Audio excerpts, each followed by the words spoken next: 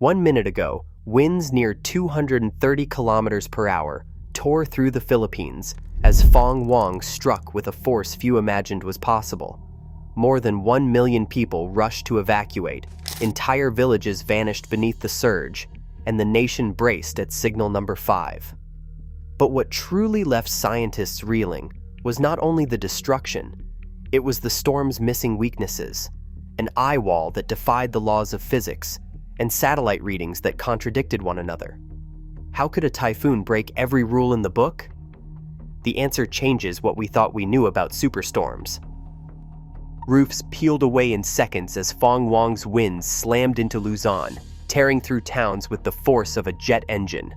Power lines snapped and transformers burst, sending blue flashes across the night sky. Along the coast, waves surged over seawalls and crashed straight into hotel lobbies, flooding streets faster than families could escape.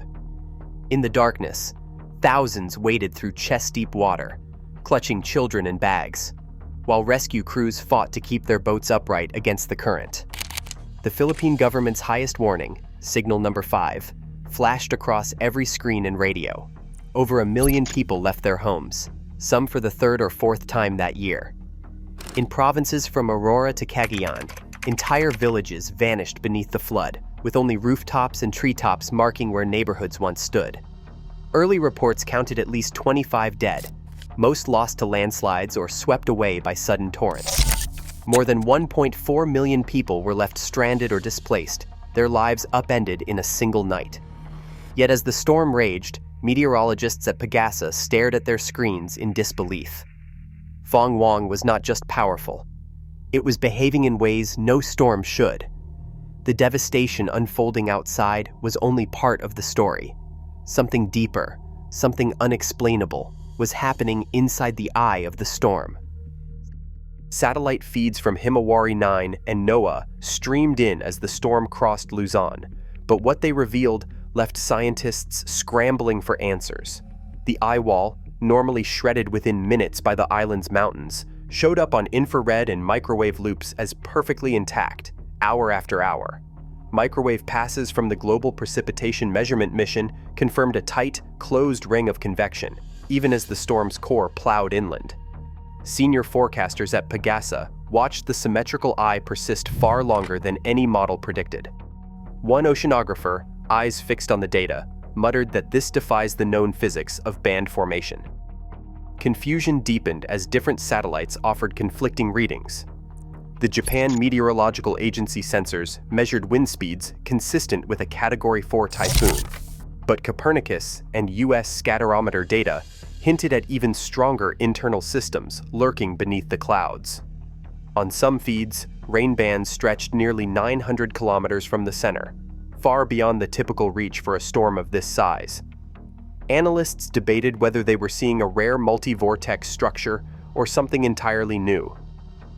With every new loop and data slice, the mystery grew. Forecast models, built on decades of past storms, struggled to keep up. For the scientists on duty, the immediate question was no longer just about intensity. It was about understanding a storm that seemed to rewrite the rules in real time. In the heart of the storm, the last messages from the coastal town's command center went out in a rush. Mayor Batong's voice, steady over the crackling radio, left no room for doubt. No rescue once the winds begin.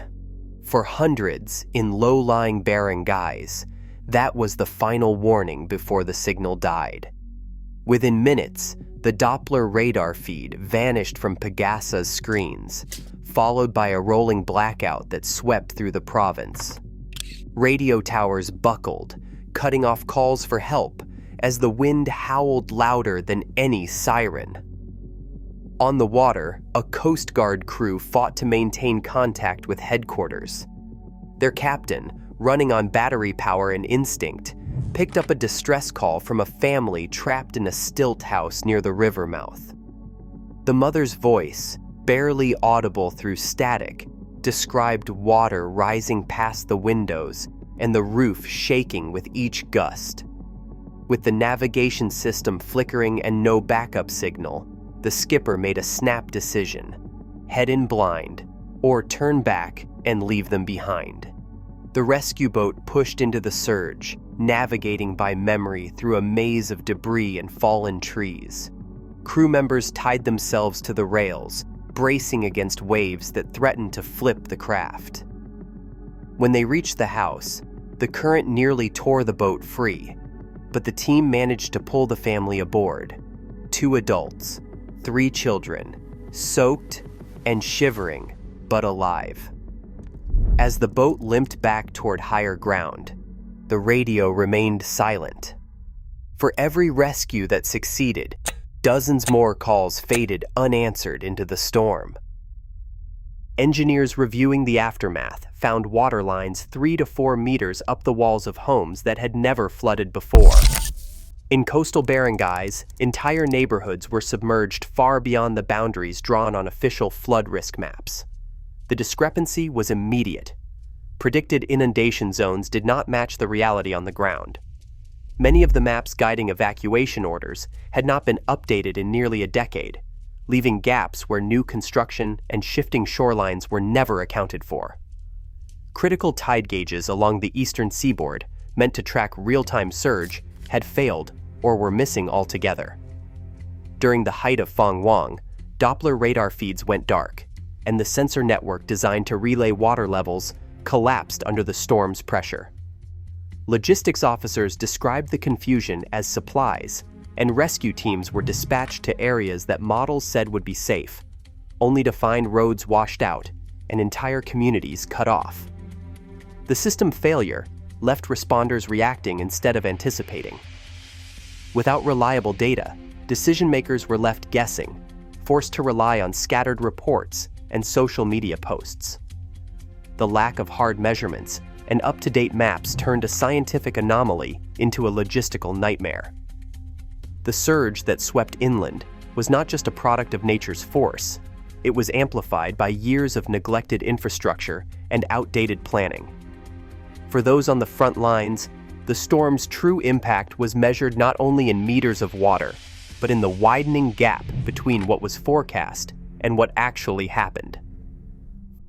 5 climate signals converged in the days before Fong Wong struck, each amplifying the storm's power beyond anything models had prepared for.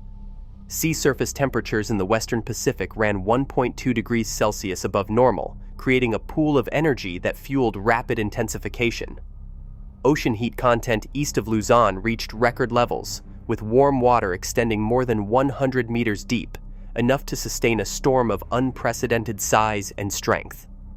The Madden-Julian Oscillation entered an active phase over the region, supercharging thunderstorm activity and helping the storm's core expand. At the same time, atmospheric moisture levels soared, with column water vapor 2 times the seasonal average, feeding relentless rain bands that stretched across nearly 2/3 of the country. Finally, wind shear dropped to unusually low levels, allowing the typhoon's eyewall to remain perfectly symmetrical, even as it crossed Luzon's mountains. Each of these red flags on its own would have been cause for concern. Together, they created a storm that defied prediction and overwhelmed every line of defense. Regional climate scientist Dr. Celeste Ramos stands by a wall of storm data, her voice steady. The bounds of cyclone behavior are shifting. Our old assumptions no longer hold. She points to 4 urgent upgrades now circulating among disaster agencies. First, a nationwide network of multi-hazard early warning systems, built to feed real-time sensor data into forecasts, not just at city centers, but in every vulnerable barangay.